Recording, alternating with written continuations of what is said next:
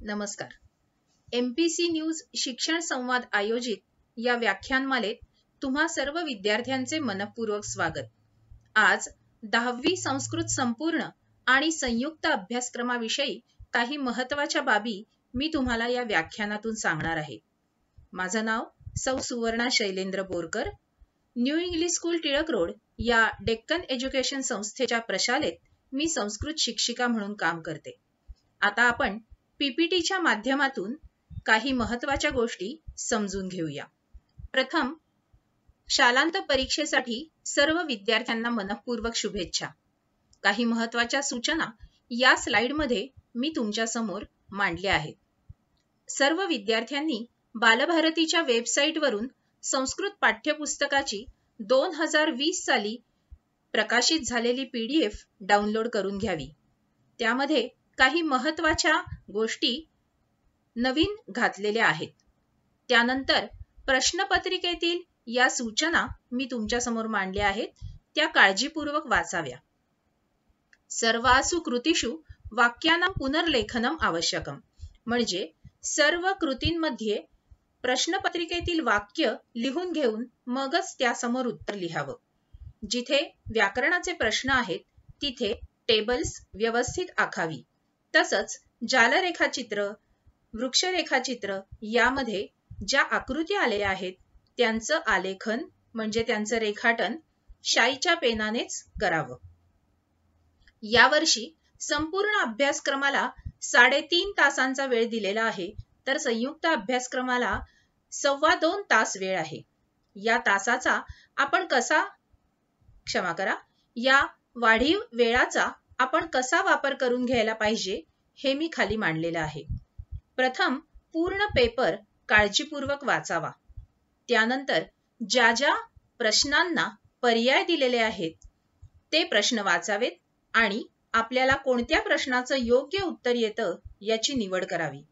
उदाहरणार्थ, माध्यम भाषया सरलार्थम लिखत, गद्य आणि पद्य या विभागावर विचारले जाणारे प्रश्न यामध्ये पर्याय असतात.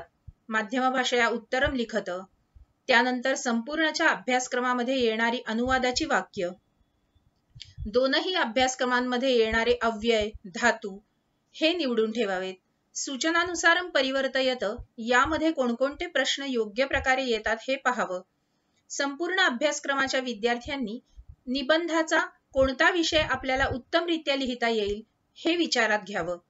अपठितातीलही पर्यायी प्रश्न नीट निवडून ठेवावेत. या महत्त्वाच्या सूचना पुन्हा पुन्हा वाचाव्या. यानंतर या पुढच्या स्लाइडमध्ये मी तुमच्या समोर ठेवलेलं आहे की 2021 आणि 22 या शैक्षणिक वर्षामध्ये अभ्यासक्रमातून वगळलेला भाग कोणता आहे. तर संस्कृत आमोदः या संपूर्ण अभ्यासक्रमाच्या पुस्तकामध्ये पाठ 9, 10 आणि 11 हे 3 वगळलेले आहेत. त्यावर आधारित अभ्यासपत्र 3 मध्ये आलेले सर्व प्रश्नही वगळण्यात आलेले आहेत. तसंच पाठ 11 वर आधारित प्रश्न 4 मधील सर्व समासही वगळण्यात आलेले आहेत. तसंच संस्कृत आनंदः या संयुक्त अभ्यासक्रमाच्या पुस्तकामधील पाठ 11 आणि पाठ 8 हे 2 वगळण्यात आलेले आहेत.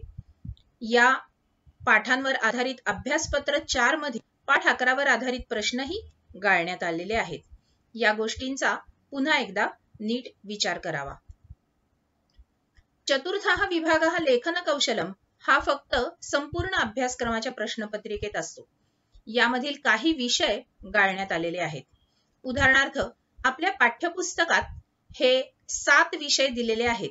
त्यापैकी मम प्रियम पुस्तकम आणि भारतीयम प्रसिद्धम स्थलम हे 2 विषय यावर्षी गाळण्यात आलेले आहेत. तसंच निबंध लेखनाला पर्याय म्हणून चित्रवर्णनम हा जो प्रश्न येतो त्यामध्येही ध्वजवंदनम आणि सायंकालः हे 2 प्रश्न गाळण्यात आलेले आहेत. आता आपण प्रश्नपत्रिका सोडवताना, उत्तर लिहिताना जे काही लेखन नियम विद्यार्थ्यांनी पाळणं आवश्यक आहे ते इथे मांडलेले आहेत. उदाहरणार्थ, मकाराचं लेखन कुठे करावं, कुठे अनुस्वार द्यावा हे आपल्या समोर मी ठेवत आहे. चित्रपद कोशाप्रमाणे जेव्हा आपण सुटासुटा शब्द लिहितो तेव्हा परपटम, अभ्यासपत्रम, द्विवादनम या सर्व ठिकाणी मकाराचं लेखन करावं, डोक्यावर अनुस्वार देऊ नये. वाक्याच्या शेवटी जेव्हा अनुस्वार येतो तेव्हा डोक्यावर अनुस्वाराचं लेखन न करता मकाराचं लेखन करावं. वाक्यामध्ये जेव्हा अनुस्वार असेल तेव्हा पुढे स्वर असेल तर मकाराचं लेखन करावं. जसं जंबूकः सकोपम आह. जर वाक्याच्या पुढे स्वर नसेल तर डोक्यावर अनुस्वार द्यावा. जसं पुष्पम विकसती यामध्ये अनुस्वार अपेक्षित आहे, मकार लेखन अपेक्षित नाही. दृढोयम बंधः यामध्ये अनुस्वारानंतर ब आल्यामुळे मकाराचं लेखन अपेक्षित नाही, तर अनुस्वारच लिहावा. शब्दाच्या मधील अनुस्वारांचं लेखन करताना तिथे अनुनासिक लेखन करावं. उदाहरणार्थ ङ, य, ण, न, म ही आपली वर्गीय व्यंजनातील अनुनासिक आहेत. त्यांचं शब्दामध्ये लेखन करावं. जसं रांकवम लिहिताना राच्या डोक्यावर अनुस्वार देऊ नये, तर ङ या अक्षराचं लेखन करावं. घंटानादः यामध्ये ण अर्धा ट असं लेखन करावं. निबंध या शब्दामध्ये न अर्धा ध असं लेखन करावं. हे सर्व लेखन नियम पाळून जर आपण आपली उत्तरपत्रिका सोडवली तर 100 पैकी 100 गुण आपल्याला निश्चितपणे मिळू शकतात. प्रश्नपत्रिकेचं स्वरूप या स्लाइडमध्ये तुमच्या समोर मांडलेलं आहे. संपूर्ण संस्कृतच्या अभ्यासक्रमामध्ये 6 विभाग येतात, तर संयुक्त संस्कृतच्या प्रश्नपत्रिकेमध्ये हे 4 विभाग येतात. सुगम संस्कृतम, गद्य, पद्य आणि भाषाभ्यास हे 4 विभाग दोनही प्रश्नपत्रिकांमध्ये समान आहेत, तर संपूर्णच्या अभ्यासक्रमामध्ये लेखन कौशलम आणि अपठितम हे 2 विभाग अधिक आहेत. आता या पूर्ण प्रश्नपत्रिकांचा विस्ताराने अभ्यास करूया. संस्कृत संपूर्ण या पुस्तकावर आधारित जी प्रश्नपत्रिका येणार आहे त्यामध्ये पाठांवर आधारित 3 विभाग आहेत. गद्यम 20 गुणांसाठी, पद्यम 18 गुणांसाठी, तर भाषाभ्यास 17 गुणांसाठी. तर पूर्वज्ञानावर किंवा भाषा ज्ञानावर आधारित 3 विभाग आहेत. सुगम संस्कृतम 8 गुणांसाठी, लेखन कौशलम 9 गुणांसाठी आणि अपठितम 8 गुणांसाठी. अशा प्रकारे पाठांवर आधारित 55 गुण प्रश्नपत्रिकेत असतील, तर भाषा ज्ञानावर आधारित 25 गुणांचा पेपर असेल.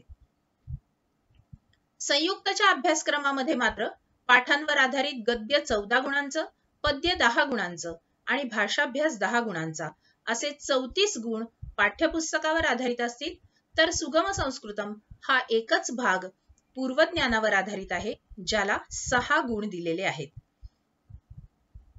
आता आपण प्रश्नपत्रिकेच्या प्रत्येक विभागाप्रमाणे विस्ताराने जाणून घेऊया. प्रथम विभाग सुगम संस्कृतम. यामध्ये चित्रपदकोश, संख्या आणि समय असे 3 उपप्रश्न असतात, हे आपण जाणतो. इथे दोनही प्रश्नपत्रिकांचं प्रारूप मी आपल्या समोर ठेवलेलं आहे.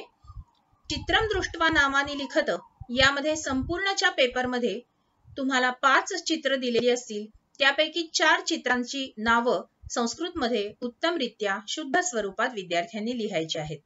तर संयुक्तच्या प्रश्नपत्रिकेमध्ये एकूण 4 चित्र दिलेली असतील आणि त्यापैकी कोणत्याही 3 चित्रांची योग्य नावं विद्यार्थ्यांनी लिहावी. संख्या अंकैहि अक्षरैहि लिखत हा प्रश्न दोन्हीकडे समान म्हणजे 2 गुणांचा आहे. तर समयस्तंभ लेखनम यामध्ये संपूर्णच्या प्रश्नपत्रिकेत 2 गुण आहेत, म्हणजे 4 जोड्या लावायच्या आहेत, तर संयुक्तच्या प्रश्नपत्रिकेमध्ये 2 जोड्या लावायच्या आहेत. यातील पहिला प्रश्न आहे चित्रपदकोश. चित्रम दृष्ट्वा नामानी लिखत. आता याचा अभ्यास कसा करायचा हे मी तुम्हाला सांगणार आहे. आपल्या पुस्तकामध्ये जो चित्रपदकोश दिलेला आहे त्यामध्ये 5 विभाग आहेत आणि एकूण 58 चित्र दिलेली आहेत. यापैकी 16 चित्र उपयुक्त वस्तूनी याविषयी आहेत, म्हणजे उपयुक्त वस्तूंचे 16 शब्द दिलेले आहेत. वस्त्राणी या चित्रांप्रमाणे 8 शब्द दिलेले आहेत. खाद्यपदार्थ 8 खाद्यपदार्थांची नावं पुस्तकात दिलेली आहेत. रुचय म्हणजे चवी या 6 प्रकारच्या आहेत, तर वेगवेगळ्या क्रिया दाखवणारे 20 शब्द चित्रपदकोशामध्ये आहेत. यातील काही इथे उदाहरणादाखल दाखवलेले आहेत. उदाहरणार्थ पहिलं चित्र आहे ओदनम, त्यानंतर तिसरं चित्र आहे पादस्यूतः. इथे जे चौथं चित्र दिलेलं आहे त्यामध्ये खूण कोणती आहे, गणिती खूण कोणती आहे, हे विद्यार्थ्यांनी बारकाव्याने बघावं आणि त्यानुसार उत्तर लिहावं. याचं उत्तर आहे संकलयती. मूल्यांकः हे चित्र दाखवलेलं आहे कारण तिथे अनुस्वाराचं परसावरण्यानुसार योग्य प्रकारे लेखन करणं विद्यार्थ्यांनी अपेक्षित आहे. त्यानंतर खाली आवळ्याचं चित्र दिलेलं आहे. तिथे आपण आमलकम असं न लिहिता कषायम अशी त्याची रुची लिहिणं अपेक्षित आहे. हे विद्यार्थ्यांना मी परत एकदा सांगू इच्छिते. यानंतरची जी दुसरी दोन चित्र आहेत त्यामध्ये प्रश्नपत्रिकेत गोंधळ होऊ शकतो कारण त्यामध्ये फक्त बाणाचा फरक आहे. त्यामुळे उद्घाटयती असं आहे का पिदधाती असं आहे, हे बाणावरून विद्यार्थ्यांनी लक्षात घ्यावं.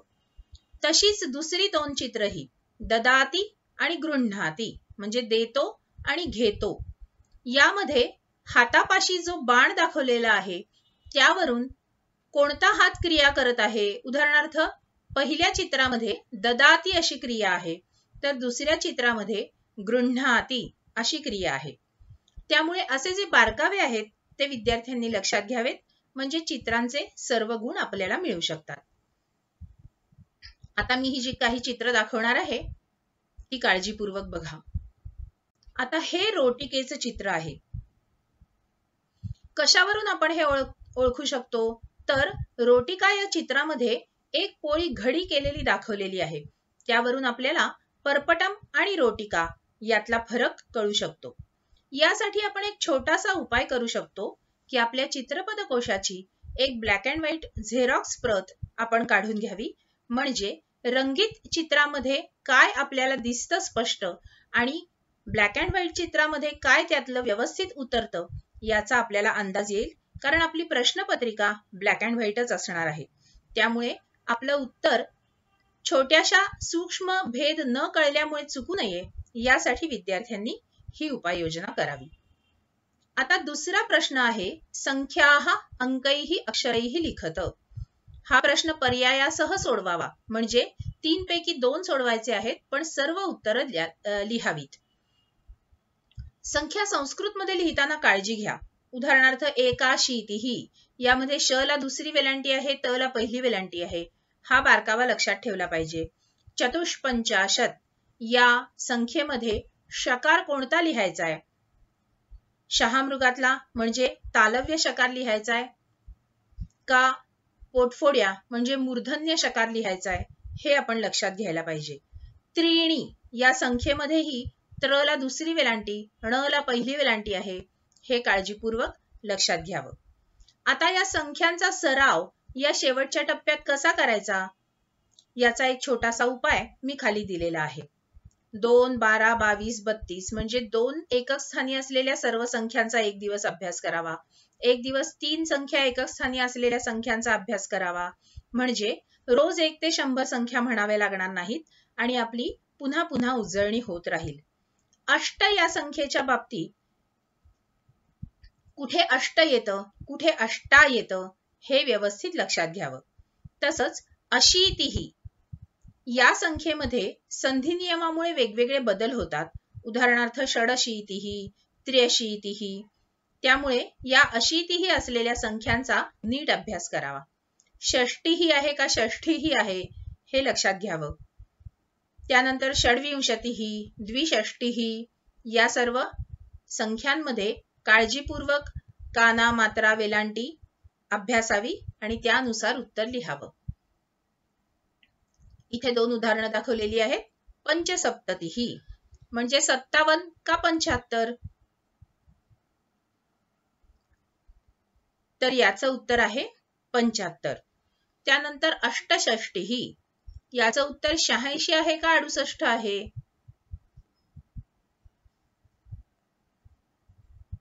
तर याचं उत्तर 68 आहे. खाली 98 अशी संख्या दिलेली आहे. याचं उत्तर काय असेल? अष्टनवतिः असेल का नवाशीतिः असेल, तर त्याचं उत्तर अष्टनवतिही असंच आहे. त्यामुळे संख्यांच्या बाबतीत आपण असं लक्षात घेऊ शकतो की जी संख्या एकक स्थानी असते तिचा उच्चार अक्षरी संख्या लिहिताना आधी होतो, म्हणून अष्टनवतिही हे उत्तर बरोबर आहे. आता पुढचा प्रश्न आहे समयस्तंभ मेलनम कुरुत. इथे प्रश्नपत्रिकेत आपल्याला अ आणि आ असे दोन स्तंभ दिलेले असतील आणि आपल्याला त्याच्या जोड्या लावायच्या आहेत. परंतु पहिल्या म्हणजे चित्राच्या वरच्या भागात मी ज्याप्रमाणे पेनाने रेघा ओढलेल्या आहेत अशा प्रकारे उत्तर विद्यार्थ्यांनी लिहिणं अपेक्षित नाही, तर अ विभाग लिहून घ्यावा आणि त्यापुढे ब विभागातील योग्य उत्तर लिहावं. तसंच हा संयुक्तच्या अभ्यासक्रमात विचारला जाणारा प्रश्न. इथे 2 अक्षरी समय दिलेले असतात आणि त्यांचा अंकामध्ये कसं होतं हे जोड्या लावांच्या स्वरूपात विद्यार्थ्यांनी सोडवावं. अशा प्रकारे हा आपला पहिला प्रश्न म्हणजे पहिला विभाग पूर्ण झालेला आहे. आणि आता हा दुसरा विभाग आहे गद्यम. इथे डाव्या बाजूला मी संपूर्णच्या अभ्यासक्रमात कोणकोणते पाठ आहेत हे लिहिलेलं आहे, तर उजव्या बाजूला संयुक्तच्या अभ्यासक्रमात कोणते आणि किती पाठ आहेत ते लिहिलं आहे. संपूर्णच्या अभ्यासक्रमामध्ये एकूण 7 पाठ आहेत. त्यापैकी 4 पाठ गद्य आहेत, 2 संवादात्मक पाठ आहेत आणि 1 नाट्य संवाद आहे. तर संयुक्तच्या अभ्यासक्रमामध्ये एकूण 5 गद्य पाठ आहेत. त्यातील 3 गद्य, 1 संवाद आणि 1 नाट्य संवाद आहे. ही विभागणी कशासाठी दिलेली आहे, तर आकलनात्मक उतार्यामध्ये संवादात्मक पाठ असेल तर काही प्रश्न तिथे वर्ज्य सांगितलेले आहेत. या प्रकारे आपण या धड्यांवरून त्याची तयारी करू शकतो. संपूर्णच्या अभ्यासक्रमाच्या दुसऱ्या विभागामध्ये जे गद्य आकलनाचे उतारे असतात त्यामध्ये हे 3 विभाग आहेत. गद्यांश 1 वर अवबोधन, शब्दज्ञान आणि घटनाक्रमेण लिखत या 3 उपप्रश्नांमध्ये प्रश्न विचारले जातील. तर गद्यांश 2 मध्ये अवबोधन, शब्दज्ञान आणि जालरेखाचित्रम पूरयत अशा प्रकारचे प्रश्न विचारले जातील. तर संयुक्तच्या अभ्यासक्रमामध्ये प्रत्येक गद्यांशावर 2 उपविभाग सांगितलेले आहेत, अवबोधन आणि शब्दज्ञान, आणि दुसऱ्या गद्यांशावर अवबोधन आणि जालरेखाचित्रम पूरयत असे प्रश्न विचारले जातील. आता या प्रत्येक विभागाचा आपण विस्ताराने अभ्यास करूया. पहिला भाग आहे अवबोधनम. यामध्ये आपल्या पुस्तकामध्ये या 6 प्रकारच्या कृती दिलेल्या आहेत. यातील कुठल्याही 4 प्रकारच्या कृती पहिल्या गद्यांशावर, क्षमा करा, 2ही गद्यांशावर आपल्या प्रश्नपत्रिकेत विचारल्या जातील आणि त्यापैकी 3 योग्य कृती विद्यार्थ्यांनी करायच्या आहेत.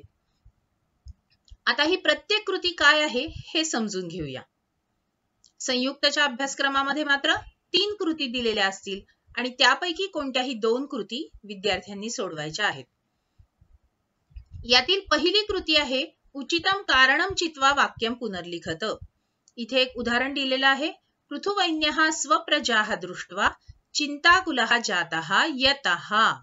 या यतःच्या पुढे खाली दिलेल्या 2 पर्यायांपैकी योग्य उत्तर विद्यार्थ्याने लिहावं. यापूर्वी उतारा काळजीपूर्वक वाचणं अपेक्षित आहे. आता उत्तर कसं लिहायचं, तर वाक्यार्ध लिहून घ्यायचा आणि त्यापुढे योग्य पर्याय लिहायचा. तस्य प्रजाजनाः पशुवत जीवन्ति.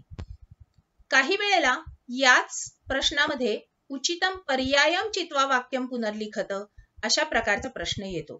तिथे कंसात दिलेल्या 2 पर्यायांपैकी योग्य पर्याय गाळलेल्या जागी लिहून विद्यार्थ्याने हे वाक्य पूर्ण करायचं आहे. उदाहरणार्थ, पर्जन्यानंतरम बीजेभ्यः अंकुराः उद्भूताः पृथुवैन्यः भूमिम उर्वरतमां कर्तुम प्रायतत. अशा प्रकारे योग्य पर्याय निवडले की प्रत्येक प्रश्नाला अर्धा मार्क, या प्रकारे हा 1 मार्क विद्यार्थ्याला मिळेल. यातीलच दुसरा प्रश्न आहे कहा कम वदती. या प्रश्न प्रकाराचा अर्थ आहे कोण कोणाला म्हणाले. हु सेड टू हुम. कहा म्हणजे कोण आणि कम म्हणजे कोणाला. एक उदाहरण दिलेलं आहे. तिष्ठन्तु चारणाः. कहा याचं उत्तर आहे पृथुवैन्यः आणि कम याचं उत्तर आहे स्तुतिगायक. आता स्तुतिगायक या शब्दाची द्वितीय विभक्ती केल्यावर स्तुतिगायकान् असं उत्तर आपल्याला मिळतं. त्यामुळे पूर्ण उत्तर होईल पृथुवैन्यः स्तुतिगायकान् वदति. दुसरं उदाहरण आहे अकस्मात् आगंतुना सह मित्रता न युक्ता. यामध्ये काकः मृगम वदति असं पण बरोबर आहे, किंवा त्यांची विशेष नामं पाठामध्ये आलेली आहेत, त्यामुळे एकाक्षः चित्रांगम वदति असं म्हणलं तरी योग्यच ठरेल. कहाकम वदति या प्रश्नाचे सर्व गुण आपल्याला मिळावेत म्हणून मी इथे आपल्या पुस्तकात कोणत्या धड्यांवर कहाकम वदति हा प्रश्न येऊ शकेल याची एक यादी दिलेली आहे आणि प्रत्येक पाठामध्ये कोणकोणती कॅरेक्टर्स आहेत ती दिलेली आहेत. म्हणजे विद्यार्थ्यांनी काय करावं तर या सर्व कॅरेक्टर्सचं प्रथमा विभक्तीतील रूप आणि द्वितीया विभक्तीतील रूप लक्षात ठेवावं, म्हणजे आपल्याला योग्य उत्तर लिहिता येईल. अमूल्यम कमलम हा पाठ फक्त संपूर्ण अभ्यासक्रमासाठी आहे, त्यामुळे त्या विद्यार्थ्यांनी त्याही धड्याची कॅरेक्टर्स इथे लिहून काढावीत. उदाहरणार्थ इथे दुसऱ्या धड्यामध्ये मृगः, काकः, शृगालः, क्षेत्रपतीः अशी 4 कॅरेक्टर्स आहेत. त्यापैकी कहा, इथे मृगः, काकः, शृगालः ही 3 उत्तर येऊ शकतात, किंवा कम याचं जर उत्तर द्यायचं असेल तर मृगम, काकम, शृगालम अशी द्वितीयेची रूप लक्षात ठेवावीत. आता यातील पुढील प्रश्न प्रकार आहे अवबोधनम. पूर्ण वाक्येन उत्तरत. यामध्ये काही प्रश्नवाचक शब्द दिलेले आहेत आणि त्याचे अर्थही दिलेले आहेत, त्यामुळे प्रश्नाचा अर्थ तुमच्या व्यवस्थित लक्षात येईल. या प्रश्नात जे उत्तर असेल त्याला अधोरेखन करणं आवश्यक आहे. उदाहरणार्थ परमाणु सिद्धांतः केन प्रतिपादितः. केन हे किम सर्वनामाचे रूप आहे, त्यामुळे त्याचा अर्थ आहे कोणी. त्याचं उत्तर परमाणु सिद्धांतः महर्षिणा कणादेन प्रतिपादितः. दुसरा प्रश्न आहे वसुंधरायाः उदरे किम वर्तते. किम याचा अर्थ काय, त्यामुळे वसुंधरायाः उदरे धनधान्यादी सर्वं वस्तुजातं वर्तते. अशा प्रकारे योग्य उत्तर लिहावीत. पुढचा प्रश्न प्रकार असतो वाक्यम पुनर्लिखित्वा सत्यम असत्यम इति लिखत. एकस्मिन् दिने शंकरः स्नानार्थम नर्मदा नदीम गतः. इथे फक्त असत्यम असं उत्तर बरेच विद्यार्थी लिहितात, परंतु योग्य काय आहे तर एकस्मिन् दिने शंकरः स्नानार्थम नर्मदा नदीम गतः असं वाक्य लिहून घ्यायचं आणि त्याच्या पुढे असत्यम असं त्याचं उत्तर लिहायचं.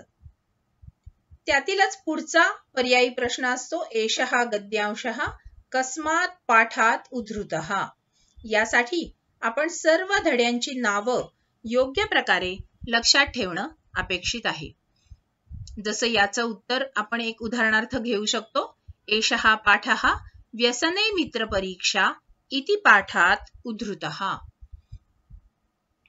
त्यातील पुढचा पर्यायी प्रश्न असतो अमरकोशात शब्दम योजयित्वा वाक्यम पुनर्लिखत. इथे वाक्य दिलेलं आहे भूमिः स्त्री रूपम धृत्वा प्रकटिता. आता पाठ्यपुस्तकातील पान क्रमांक 117 वर जो कंठस्थीकरणासाठी अमरकोश दिलेला आहे त्यातील सोपे 2-3 शब्द विद्यार्थ्याने लक्षात ठेवायला हवेत. जसं भूमिः यासाठी इथे वेगवेगळे शब्द दिलेले आहेत, पण आपण जर धरणी स्त्री रूपम धृत्वा प्रकटिता असं त्याचं उत्तर लिहिलं तर त्याला चूक दिलं जाईल. जरी धरणी हा भूमीचा समानार्थी शब्द असला तरी सुद्धा आपल्या पुस्तकाच्या अमरकोशात जे शब्द दिलेले आहेत, उदाहरणार्थ इथे गोत्रा, कुहू, पृथ्वी, पृथ्वी, अवनिः, मेदिनी, तर यापैकी कोणता तरी शब्द विद्यार्थ्यांनी लिहिणं अपेक्षित आहे.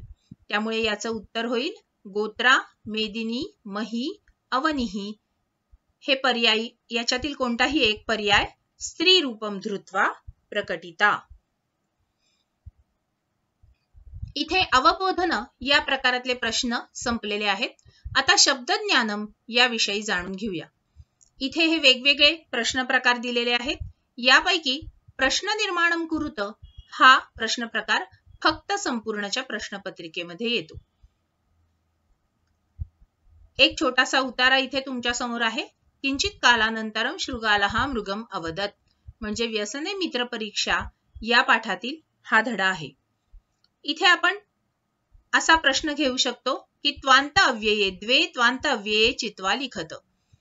यासाठी उतारा काळजीपूर्वक वाचावा. जी त्वांत अव्यये दिसतील, उदाहरणार्थ इथे गत्वा, दृष्ट्वा, त्याखाली अधोरेखन करावं आणि आपण उत्तरपत्रिकेत ही 2 उत्तरं लिहावीत. तसंच याला पर्याय असू शकतो दुसरा, द्वे विभक्त्यंत पदे चित्वा लिखत. इथे मी सप्तमीचं उदाहरण घेतलेलं आहे. परत उतारा काळजीपूर्वक वाचावा आणि सप्तमीतील 2 शब्द उत्तरपत्रिकेत लिहावे. जसं इथे पहिला दाखवलेला आहे दिने, दुसरा दाखवलेला आहे प्रदोष काले. प्रश्न निर्माणम कुरुत हा प्रश्न फक्त संपूर्ण अभ्यासक्रमासाठी आहे, हे मी तुम्हाला सांगितलेलंच आहे. यामध्ये प्रथमा विभक्ती जर असेल तर कहा, का हे प्रश्नार्थक शब्द येतात. द्वितीयेसाठी कम, किम हे येतात. हे सगळं इथे मी तुमच्या समोर परत एकदा ठेवलेलं आहे. पंचमी विभक्तीतील शब्दाला प्रश्न निर्माण करायचा असेल तर कुतः, कस्मात अशा प्रकारचे त्याच विभक्तीतील प्रश्नार्थक सर्वनामाची योग्य रूप आपण वापरली पाहिजेत. एक उदाहरण दिलेलं आहे. शृगालः मृगेण सह मित्रताम ऐच्छत. अधोरेखित शब्द तृतीया विभक्तीमध्ये असल्याने प्रश्न देखील तृतीया विभक्तीमध्येच अपेक्षित आहे. उदाहरणार्थ शृगालः केन सह मित्रताम ऐच्छत आणि त्यानंतर प्रश्नचिन्ह लिहायला विसरायचं नाही. शब्दज्ञानमध्ये पुढचा प्रश्न असतो विशेषण विशेष्यम. विशेषण विशेष्याची जोडी.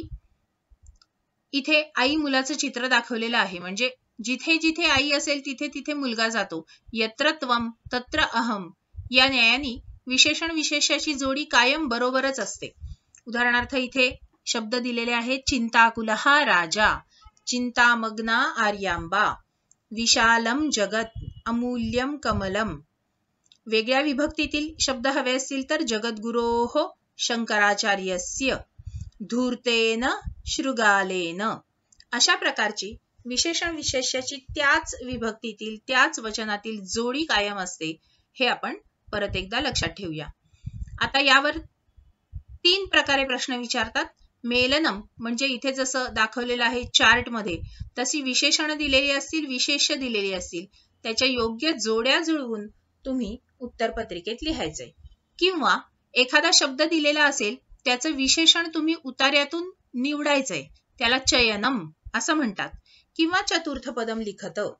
यापैकी कोणत्याही एका प्रकाराने आपल्याला प्रश्न विचारले जाऊ शकतात. पुढचा उपप्रकार आहे संधी. इथे पण 3 प्रकारे प्रश्न विचारला जाऊ शकतो. पूर्वपदम लिखत, उत्तरपदम लिखत अशा प्रकारे प्रश्न आले तर ते अर्ध्या गुणाला असतात आणि विग्रहम लिखत असा प्रश्न पूर्ण गुणांसाठी असतो.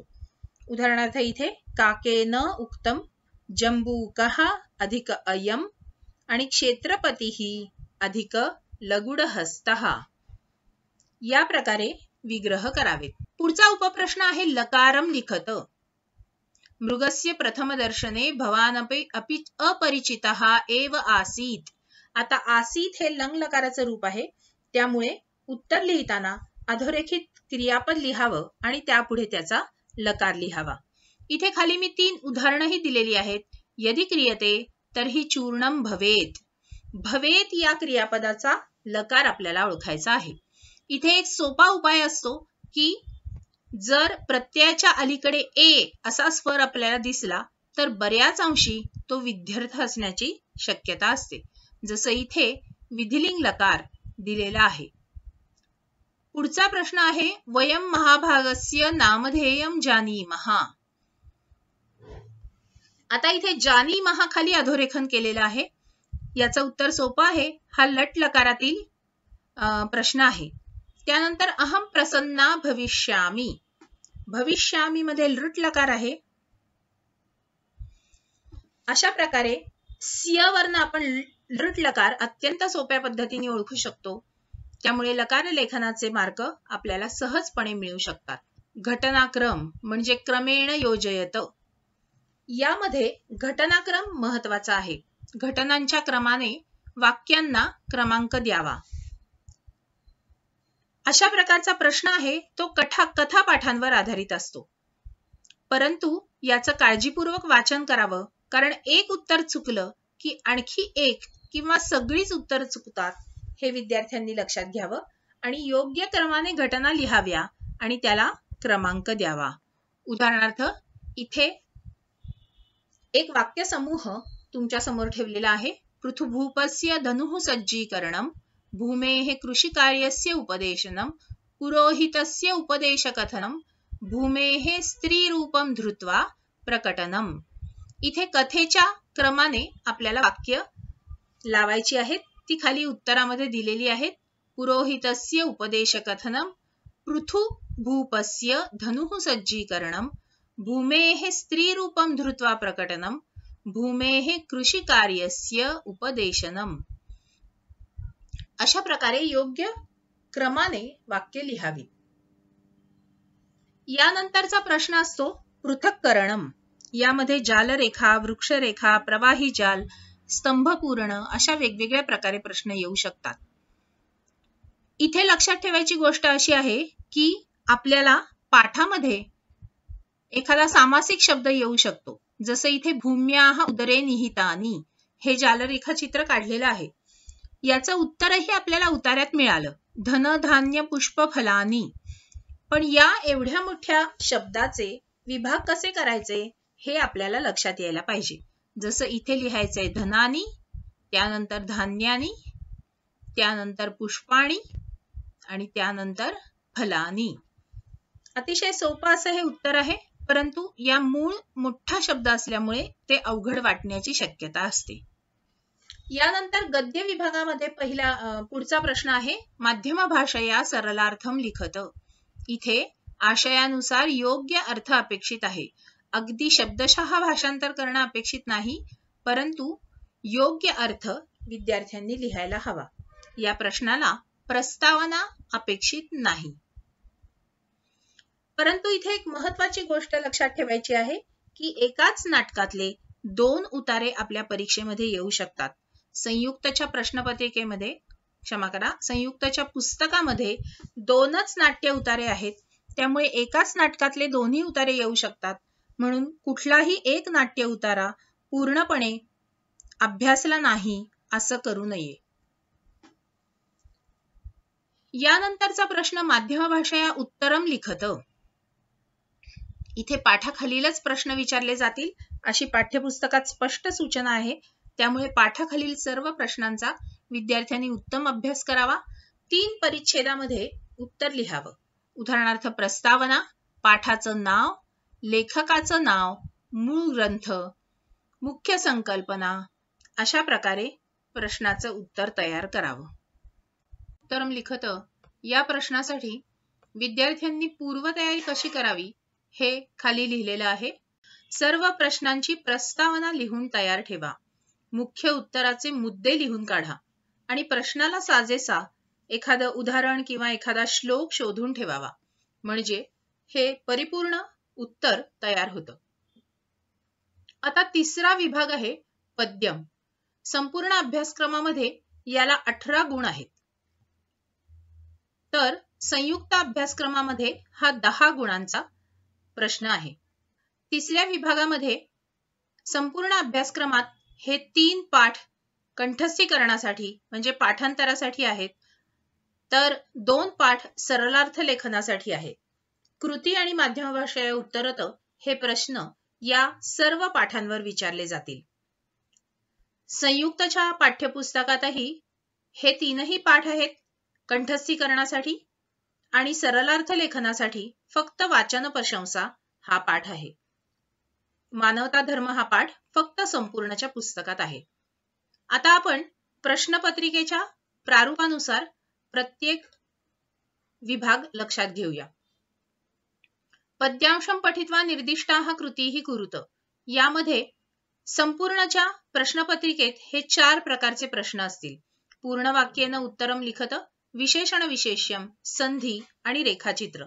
या प्रत्येक प्रश्न प्रकाराची विस्ताराने चर्चा गद्यामध्ये झालेली आहे. संयुक्तच्या अभ्यासक्रमामध्ये मात्र धातुसाधित अव्यये आणि विभक्त्यंत पदे म्हणजे 2 धातुसाधित अव्यय किंवा विभक्त्यंत पद विद्यार्थ्यांनी ओळखायची आहेत. हा पण प्रश्न येऊ शकतो. या कुठल्याही प्रश्न प्रकाराची पुन्हा चर्चा करायची आवश्यकता नाहीये. गद्यामध्ये मी सर्व गोष्टी विस्ताराने सांगितलेल्या आहेत. जालरेखाचित्रामध्ये पुन्हा एकदा काही विशेष गोष्टी लक्षात ठेवाव्यात.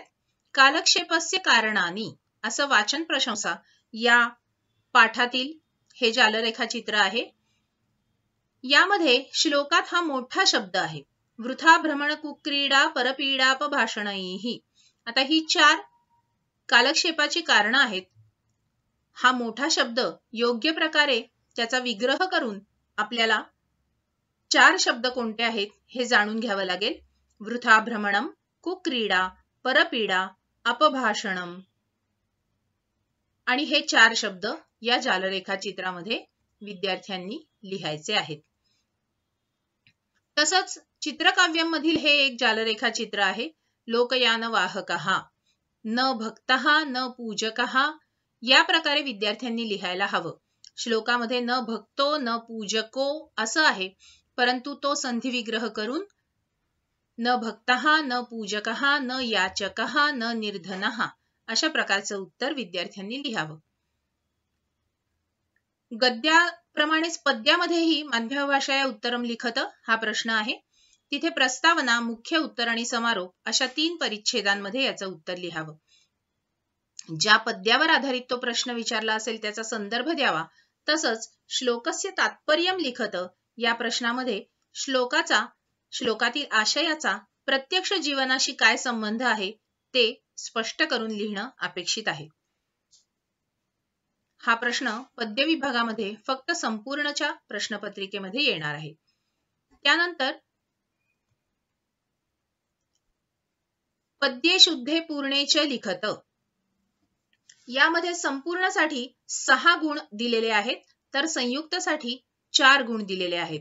संपूर्णमध्ये क ख हे 2 पर्याय 4 ओळींच्या श्लोकाचे असतील, तर ग घ हे 2 पर्याय 2 ओळीच्या श्लोकांचे असतील. अशा प्रकारे 6 गुण असतील. तर संयुक्तच्या प्रश्नपत्रिकेमध्ये फक्त 2 ओळींचे श्लोकच विचारले जाणार आहेत. इथे पाठ्यपुस्तकानुसार शुद्ध लेखन असणं अपेक्षित आहे. यासाठी पाठाखाली दिलेला QR कोड पाहावा. दीक्षा ॲपमध्ये या सर्व श्लोकांचं रेकॉर्डिंग आहे, ते विद्यार्थ्यांनी ऐकावं. सूक्तिसुधा, युग्ममाला आणि चित्रकाव्यम हे 3 पाठ या कंठस्थीकरणासाठी आपल्याकडे आहेत. शुद्ध लेखनाकडे लक्ष द्यावं. काना, मात्रा, उकार, वेलांटी, जोडाक्षर, अनुस्वार, विसर्ग या सर्वांचा विचार करावा. काही अवघड शब्द इथे उदाहरणादाखल दिलेले आहेत. निघर्षण, छेदन, ताप, ताडनैहि. नक्की रफार कुठल्या अक्षरावर आहे यामध्ये गोंधळ होऊ शकतो, त्यामुळे त्याचा नीट अभ्यास करावा. जसं दुसरा शब्द पण आहे तृणैर गुणत्व मापनैर बध्यन्ते. त्यामुळे कुठे मात्रा आहे, कुठे रफार आहे याचं नीट काळजीपूर्वक निरीक्षण करावं. इतरही काही शब्द दिलेले आहेत. यानंतर अन्वयम पूरयत हा प्रश्न फक्त संपूर्णच्या प्रश्नपत्रिकेत येईल. इथे एकूण 4 रिकाम्या जागा दिलेल्या असतील. यामध्ये फक्त सूक्तिसुधा आणि युग्ममाला यातील श्लोक विचारले जातील. पूर्ण अन्वय लिहून उत्तराला अधोरेखित करायला विसरायचे नाही. ही एक महत्वाची सूचना आहे. इथे पुरुषः घटम भिंद्यात, पटम छिंद्यात, रासभरोहणम अपि कुर्यात, येन केन प्रकारेण सहा प्रसिद्धः भवेत असं पूर्ण उत्तर लिहावं. उत्तर अधोरेखित करावं. यानंतर माध्यम भाषा सरलार्थम लिखत हा प्रश्न आहे. संपूर्णच्या प्रश्नपत्रिकेमध्ये वाचन प्रशंसा किंवा मानवता धर्म यातील श्लोक इथे विचारले जातील. 3 श्लोक विचारलेले असतील, त्यापैकी 2चा योग्य आशय लिहिणं अपेक्षित आहे. तर संयुक्तच्या अभ्यासक्रमामध्ये, संयुक्तच्या प्रश्नपत्रिकेमध्ये फक्त वाचन प्रशंसा हा पाठ सरलार्थासाठी आहे. यानंतर चतुर्थ हा विभाग लेखन कौशलम. हा भाग फक्त संपूर्णच्या प्रश्नपत्रिकेत येतो. इथे धातूनाम अव्ययानांचे उपयोगम कृत्वा वाक्यम लिखत याला 4 गुण असतात. तर माध्यम भाषेत दिलेल्या वाक्यांचा संस्कृतमध्ये अनुवाद करायचा अशी 6 वाक्य दिलेली असतात आणि त्यापैकी 4 वाक्यांचा योग्य अनुवाद करायचा. तसंच प्रश्न चौथा, आ असतो निबंधम लिखत किंवा चित्रवर्णनम कुरुत. आता याचा विस्ताराने अभ्यास करूया. परीक्षार्थम निर्धारिताः धातवः असं आपल्या पुस्तकामध्ये एक चौकट दिलेली आहे. यामध्ये आलेल्या सर्व धातूंचा अभ्यास करावा. तसंच लेखनासाठी उपयुक्त अव्यय दिलेली आहेत. इथे पृष्ठ क्रमांकही दिलेले आहेत. पृष्ठ क्रमांक 101, 102 आणि 103 या 3 पानांचा व्यवस्थित अभ्यास केला तर हा प्रश्न आपल्याला योग्य रीतीने सोडवता येतो. काय बारकावे लक्षात ठेवायचे हे या स्लाइडमध्ये दिलेलं आहे. जसं कथला चतुर्थी विभक्तीची अपेक्षा असते. अपेक्षित विभक्तीचा वापर आवश्यक आहे. उदाहरणार्थ, माता कथाम कथयती असं वाक्य योग्यच आहे, पण त्यामध्ये कथला चतुर्थी विभक्तीची अपेक्षा हा चतुर्थी विभक्तीतील शब्दच नाही, त्यामुळे त्याला मार्क देता येणार नाहीत. तर योग्य उत्तर आहे माता बालकाय किंवा बालकेभ्यः कथाम कथयती. एक अन्वयाचं उदाहरण दिलेलं आहे. विनाला द्वितीया, तृतीया किंवा पंचमी विभक्तीची अपेक्षा असते. याचं योग्य उत्तर होईल जलेन विना जीवनम नास्ति. अशा प्रकारे योग्य वाक्य लिहिलं की 1 पूर्ण गुण मिळेल. यालाच पर्याय म्हणून संस्कृतानुवादम कुरुत हा प्रश्न असतो. यासाठी विद्यार्थ्यांनी 8वीच्या पुस्तकातील पृष्ठ क्रमांक 16 आणि 65, 9वीच्या पाठ्यपुस्तकातील पृष्ठ क्रमांक 32 हे पुन्हा वाचावेत. सर्व लकारांमधील वाक्य वाचावीत. चित्रपदकोश 3ही पाठ्यपुस्तकातील चित्रपदकोश वाचावा. 1, 4, 6, 10 गणाच्या धातूंची योग्य रूप लक्षात घ्यावी. समयः यासाठी सकाळ, रात्र, सायंकाल यासाठी कोणते योग्य शब्द आहेत, प्रातःकालः, रात्रीही, सायंकालः हे लक्षात ठेवावेत. इथे काही उदाहरणं दिलेली आहेत. गिव्ह मी दॅट फाईल, मला ती फाईल दे. याचं योग्य भाषांतर होईल मह्यम ताम संचिकाम देही. मी लोणच्याशी पोळी खातो. अहम अवलेहेन सह रोटिकाम खादामी.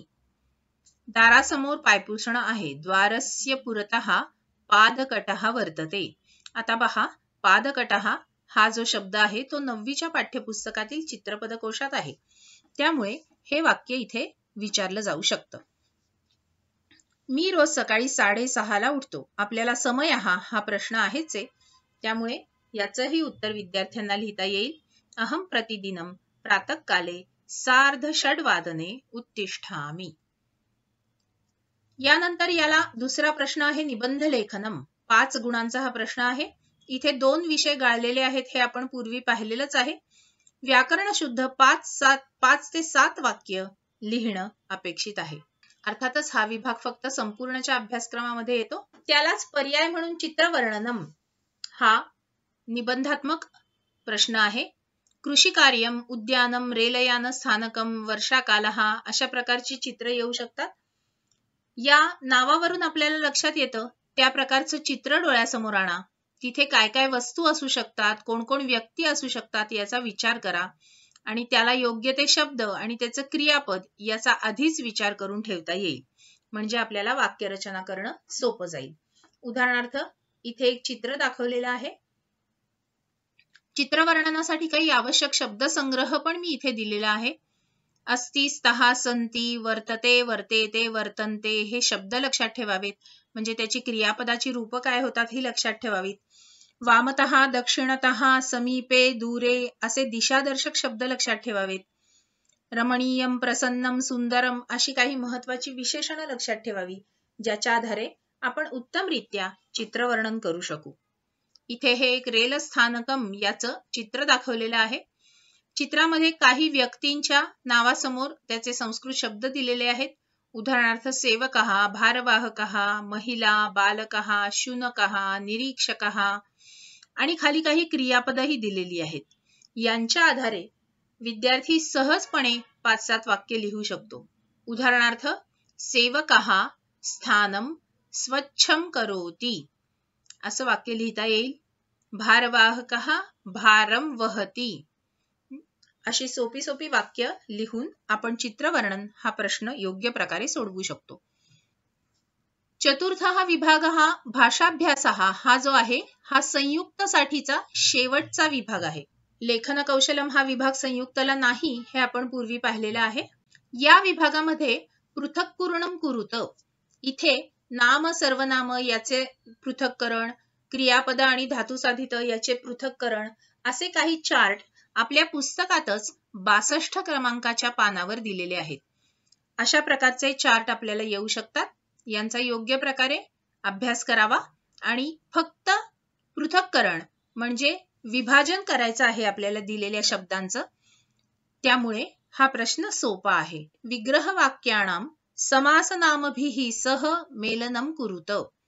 सद्गुणाः एव संपत्तिः हा कर्मधारय समास आहे. कवयः च पंडिताः च इतरेतर द्वंद्व समास. अशा प्रकारे समास विग्रहांचा भाग लिहून घ्यावा आणि त्यापुढे योग्य ते समासनाम विद्यार्थ्यांनी लिहावं. आता हा संपूर्णच्या अभ्यासक्रमातील 5वा विभाग भाषाभ्यास. इथे प्रथम 8 गुणांसाठी 4 तालिका आपल्याला पूर्ण करायच्या आहेत. यातील पहिली आहे नाम तालिका. 6 रिकाम्या जागा दिलेल्या असतील, त्यापैकी 4 रिकाम्या जागा आपल्याला सोडवायच्या आहेत. इथे 8वी पासून आपण जे वेगवेगळे शब्द पाठ केलेले आहेत हे शब्द योग्य प्रकारे पाठ असतील तर ही जी व्याकरणाची रूप आहेत ही आपण योग्य प्रकारे लिहू शकतो. तसंच सर्वनाम तालिकेमध्येही अस्मद, युष्मद, तद, एतद अशी वेगवेगळी सर्वनाम आहेत. त्यातील कोणत्याही 3 सर्वनामांची रूप आपल्याला इथे विचारली जातील. धातुसाधित विशेषण तालिका याचे पूर्ण गुण विद्यार्थ्याला मिळू शकतात, कारण आपल्या पाठ्यपुस्तकातील 78 क्रमांकाच्या पानावर दिलेली जी धातुसाधित विशेषण तालिका आहे त्याचा इथे अभ्यास करून ही तालिका सोडवायची आहे. त्यानंतर क्रियापद तालिकेमध्ये लट, लंग, लोट, विधिलिंग आणि लृट या 5 लकारांची रूप इथे विचारली जातील. लकार कुठला हे पण दिलेलं असेल. फक्त विद्यार्थ्याने योग्यता पुरुषाची 3ही वचनातील रूप इथे लिहिणं अपेक्षित आहे. यानंतर हा 9 गुणांचा दुसरा म्हणजे भाषाभ्यासातील हा प्रश्न आहे. योग्यम रूपम लिखित्वा रिक्त स्थानपूर्तीम कुरुत. इथे आपल्या पृष्ठ क्रमांक 100 वर काही 15-16 वाक्य दिलेली आहेत. त्यांचा योग्य अभ्यास विद्यार्थ्यांनी करावा आणि त्यानुसार हा प्रश्न सोडवावा. तसंच संपूर्णच्या अभ्यासक्रमामध्ये समासांची अशा प्रकारची तालिका विचारली जाते जिथे समस्तपद, विग्रह आणि समासनाम हे 3 उभे कॉलम आहेत. त्यामध्ये एका ठिकाणी गाळलेली जागा दिलेली असेल ती विद्यार्थ्याने योग्य प्रकारे भरून हा प्रश्न सोडवायचा आहे. जर अभ्यासपत्रामध्ये दिलेल्या सर्व समासांचा योग्य अभ्यास विद्यार्थ्याने केलेला असेल तर हा प्रश्न त्याला निश्चितच सोपा जातो. समानार्थक शब्दां विरुद्धार्थक शब्दां चित्वा लिखत हा उपप्रकार संयुक्तच्या आणि संपूर्णच्या दोन्ही अभ्यासक्रमांमध्ये आहे. संपूर्णच्या अभ्यासक्रमामध्ये वर दिल्याप्रमाणे तुम्हाला उत्तरं लिहायची आहेत. चिन्ह लक्षपूर्वक बघायचं, म्हणजे कुठे समानार्थी शब्द लिहायचा आहे, कुठे विरुद्धार्थी शब्द लिहायचा आहे हे विद्यार्थ्यांच्या लक्षात येईल.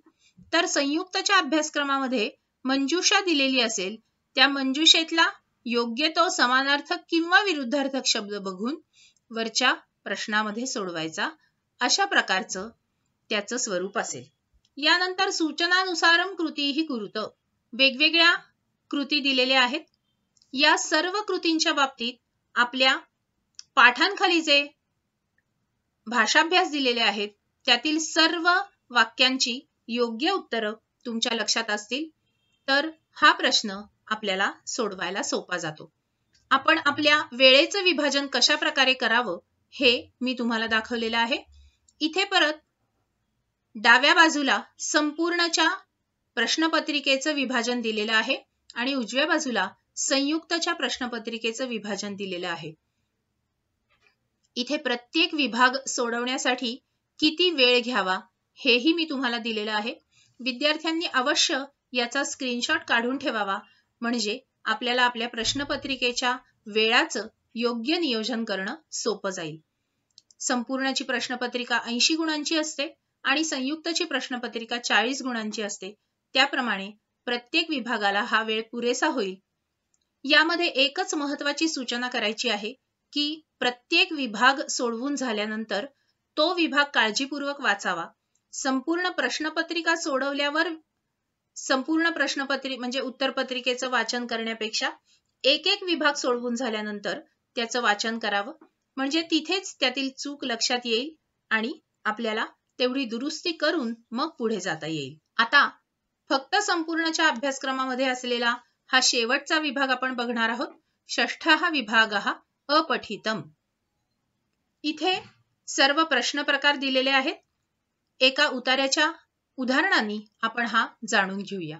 जसं इथे वरती एक उतारा दिलेला आहे आणि अपठितामध्ये कोणकोणते गद्य प्रश्न प्रकार येतात ते पण इथे दिलेलं आहे. पूर्ण वाक्येन उत्तरत हा प्रश्न सोपा आहे. गद्य पद्य मध्ये आपण बघितलेला आहे. तुम्ही याचं योग्य उत्तर उतार्यात नक्कीच शोधू शकता. प्रातिपदिकम लिखत या प्रश्नाचा अर्थ काही वेळा विद्यार्थ्यांना कळत नाही. इथे एक नाम आणि एक सर्वनाम विचारलं जातं आणि प्रातिपदिक या शब्दाचा अर्थ आहे मूळ शब्द. त्यामुळे गृहे याचं प्रातिपदिक आहे गृह आणि तस्याः या सर्वनामाच्या रूपाचं प्रातिपदिक आहे तद. प्रातिपदिक याचा अर्थ मूळ शब्द हे विद्यार्थ्यांनी लक्षात ठेवावं, म्हणजे हा गुणही मिळू शकतो. सत्यम असत्यम हा प्रश्न पुन्हा सोपा आहे. माध्यम भाषेया सरलार्थम लिखत. इथे उतार्यातील एक वाक्य दिलेलं असेल आणि त्याचं आपल्या माध्यम भाषेत भाषांतर करायचंय. विभक्त्यंत पद किंवा लकार विचारले जातात. आणि कारकम लिखत. कारकांचा अभ्यास आपण 9वी मध्ये सुद्धा केलेला आहे. त्याचा पुन्हा एकदा उजळणी करा. त्यानंतर इथे खाली दिलेलं आहे की कोणतं कारक कोणत्या विभक्तीमध्ये असतं. उदाहरणार्थ कर्त्याला प्रथमा विभक्ती असते, कर्माला द्वितीय विभक्ती असते, करणाला तृतीय विभक्ती असते. म्हणजे विभक्तीवरून आपल्याला ते कारक कोणतं आहे हे लक्षात ठेवता येईल. या प्रकारे कारकाचा पण प्रश्न सोडवावा, म्हणजे गद्य अपठिताचा अभ्यास झाला. त्यानंतर पद्यामध्ये पूर्ण वाक्येन उत्तरत, विशेषण विशेष्य संबंध किंवा समानार्थक आणि विरुद्धार्थक शब्द लिखत अशा प्रकारचे प्रश्न येतात. इथे 2 उदाहरणं दिलेली आहेत. दक्षिणे लक्ष्मणो यस्य वामे तु जनकात्मजा हा रामरक्षेतील श्लोक आपल्याला परिचित आहे. त्याच्यावर प्रश्न विचारलेला आहे रघुनंदनस्य दक्षिणे कहा वर्तते. दक्षिणे लक्ष्मणः असं श्लोकामध्ये दिसतंय. त्यामुळे उत्तर आहे रघुनंदनस्य दक्षिणे लक्ष्मणः वर्तते. कविः कं वंदते. कविः रघुनंदनं वर्तते. क्षमा करा, कविः रघुनंदनं वंदते. त्यानंतर मारुतीः याचा समानार्थी शब्द विद्यार्थ्यांनी लिहावा. दुसराही श्लोक दिलेला आहे गुणवत जन संसर्गात याती स्वल्पोपि गौरवम. कस्मात गौरवम याती. गुणवत जन संसर्गात गौरवम याती. अशा प्रकारे श्लोकामध्ये आपल्याला याची उत्तरं सहजपणे मिळू शकतात. दुसरा प्रश्न प्रकार आहे पद्यांशम पठित्वा जालरेखाचित्रम पूरयत. याला 2 गुण असतात. इथे श्लोक संधी विग्रह करून द्यावा हे प्रश्नपत्रिकेच्या प्रारूपात नमूद करून दिलेलं आहे. त्यामुळे आपल्याला यातील शब्द योग्य प्रकारे जाणून घेता येतात. उदाहरणार्थ इथे वरच्या श्लोकामध्ये कानि शनैः असं इथे एतानि शनैः असं लिहिलेलं आहे आणि बाजूला उत्तरं पण दिलेली आहेत. शनैः पंथाः, शनैः कंथा, शनैः पर्वतमस्तके. हे एक एक उत्तर त्या बाजूच्या गोलांमध्ये लिहावं. खाली एक दुसरा उदाहरणाचा श्लोक दिलेला आहे. सत्यम दया विवेकश्च मनोजम च सुभाषितम. ही गुणरत्न आहेत. तर मधल्या गोलात लिहिलेलं आहे गुणरत्नानी. मग कोणती 4 गुणरत्न या श्लोकामध्ये दिलेली आहेत? तर सत्यम, दया, विवेकः, मनोज्ञम सुभाषितम. त्यामुळे श्लोकाचं काळजीपूर्वक वाचन केलं तर हे 2 गुण सहजपणे मिळू शकतात. अशा प्रकारे प्रश्नपत्रिकेच्या पूर्ण प्रारूपाचा आपण इथे अभ्यास केलेला आहे. संयुक्त मध्ये कोणत्या गोष्टींचा अंतर्भाव आहे, संपूर्ण मध्ये कोणत्या गोष्टींचा अंतर्भाव आहे हेही मी तुम्हाला सांगितलेलं आहे. आता या शेवटच्या आठवड्यामध्ये तुम्ही कशा कशाचा पुन्हा लेखन सराव करावा हे मी शेवटी तुम्हाला सांगते. चित्रपद कोशातल्या काही विशेष शब्दांचं लेखन करावं, संख्यांचा अभ्यास करावा, सर्व पाठांची नावं लक्षात ठेवावीत, सरलार्थ, माध्यम भाषा या उत्तरत याचं पुन्हा पुन्हा वाचन करावं. 2 ओळींचे 4 ओळींचे श्लोक हे पाठांतर झालेलं आहे ना याची उजळणी करावी. अमरकोशातील कोणते सोपे शब्द आपण निवडलेले आहेत त्याचं लेखन वाचन करावं. सर्व धड्यांखालील स्वाध्याय काळजीपूर्वक सोडवावेत. अभ्यासपत्रांचा अभ्यास करावा. याची जरा पुन्हा पुन्हा या आठवडाभरात उजळणी केल्यावर तुम्हाला निश्चितच संस्कृतची प्रश्नपत्रिका उत्तम रीतीने सोडवता येईल. पुन्हा एकदा 10वीच्या परीक्षेसाठी तयारी करणाऱ्या सर्व विद्यार्थ्यांना मनःपूर्वक शुभेच्छा. धन्यवाद.